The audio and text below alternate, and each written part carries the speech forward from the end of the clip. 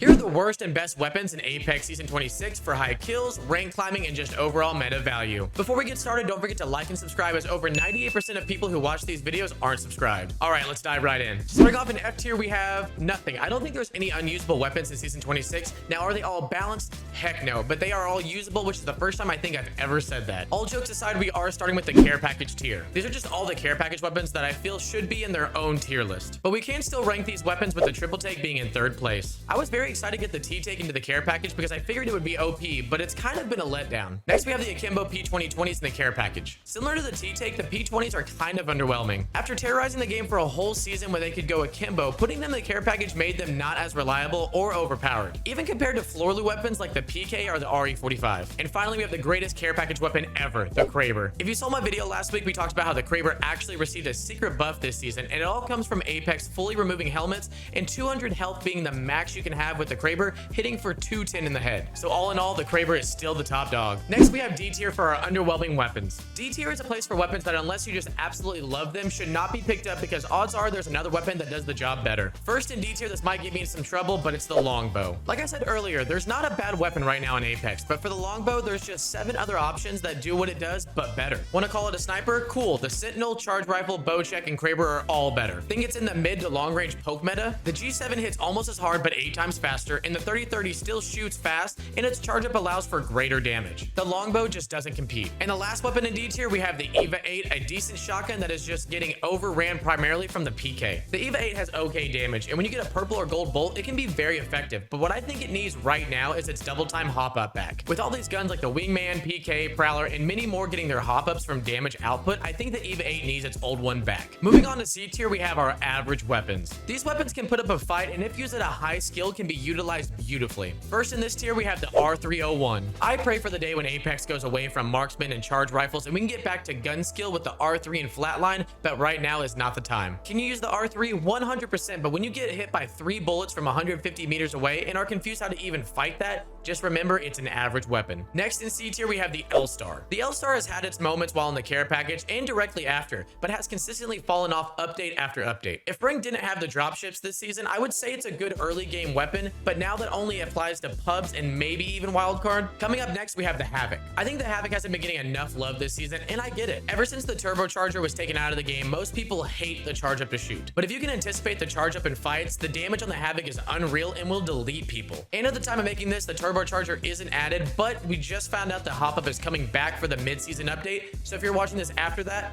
move the Havoc to either A tier or S tier. Following up the Havoc, we have the Alternator. I genuinely thought about adding this to B tier because I genuinely enjoy the weapon right now, but after looking at the B tier list, I couldn't find a weapon to put it above. The issue the Alternator has is its slow fire rate for a weapon built for close range. The damage is good, but unlike other weapons built similar to it, it's just underwhelming at times. And rounding off our C tier, we have the Mastiff. If you've played ranked games at Plat or above, you know the PK is king right now, and the Mastiff is similar but lacks in multiple areas. This includes damage, mag size, distance of high damage, and the hop up. Is the Mastiff usable? Yes, just like many weapons in this tier, but it doesn't hold a candle to its counterpart. Our next tier in our list is the biggest tier yet, the B tier. These are all weapons that I would consider good. They have a place, and anyone who is decent at Apex can use these and make an impact. Our first weapon in B tier is one of my favorite snipers in the game, the Sentinel. The Senti is the most normal sniper in all of Apex. Good damage, feels clean, and headshots are key. And if you pop a cell to charge it up, the max single shot hit in the head is 158. Instant knock on white shield, and more than enough damage to swing a fight with blue or even purple Evo. Next up is a new addition to floor loot this season, the Bow Check. Now, for some reason, I am terrible with the bow. Something about its pullback charge gets me every time, so I personally do not use it, but for people who are decent with it, it's incredible. Good fire rate, good damage, and if you add the frag charge, it becomes deadly. Next, we have a classic that I don't believe can truly ever drop below B tier, and it's the Flatline. The Flatline, like I said, will always be at a minimum a decent weapon. It shoots well, does great damage for an AR, and its only downside is that it does have some of the hardest recoil in the game compared to something like the R301. And if you still use this at high ranks, absolute Giga Chad. Next, we have another classic that everyone knows and loves, and it's the Wingman. With the addition to the hop-ups being added directly to weapons from points gained by damage and upgrades, the ease of access to getting the Skull Piercer is way easier. So having a Wingman that can deal significant damage in the head is much easier. But the Wingman is a high-risk, high-reward weapon. Hit your shots and it deletes people, but miss your shots and you can get erased yourself. Next, we have a shotgun that I wasn't exactly happy to have this high in the list, but I fully understand why it's still here, and that's the Mozambique. The Mozam by itself is not a good shotgun, but the ability to gain akimbo easily multiplies its capabilities and allows for some dominance from from close range. But is it the best shotgun? Nope. Moving on, we have the Prowler. The Prowler is in an interesting situation where it feels like it could be good damage, good fire rate when you get the select fire hop up for full auto, but we don't see it being used above other SMGs. And that might be because in its burst fire state, it's underwhelming, so people don't want to mess with doing enough damage to get the hop ups. But I still think it's a good option. And finally, our best B tier weapon is the Rampage. Now let me start by saying that I hate using the Rampage unless you charge it up with a Thermite. In its base kit, it's super slow and will lose tons of gunfights, but if you have the Thermite, this weapon is incredible. Before a Thermite charge up, probably D tier, but with the charge up, it's a high A tier. So I placed it in the middle at the top of our B tier. Moving on to our A tier filled with strong choices for any player. Starting off, we have the Nemesis, an absolute nuke when it comes to ARs, and if we aren't in a pokey marksman meta, it would be S tier. It does great damage in the charge up to allow for faster fire rate while shooting makes it better the more you shoot it. And if you choose to use the Nemi, I don't blame you at all. It's great. Next up in A tier, we have a solid choice for an SMG secondary, and that's the Car SMG. The Car doesn't get the love it deserves because it has always been overshadowed by the faster shooting R99. But what it lacks in SMG fire rate, it adds in damage and versatility.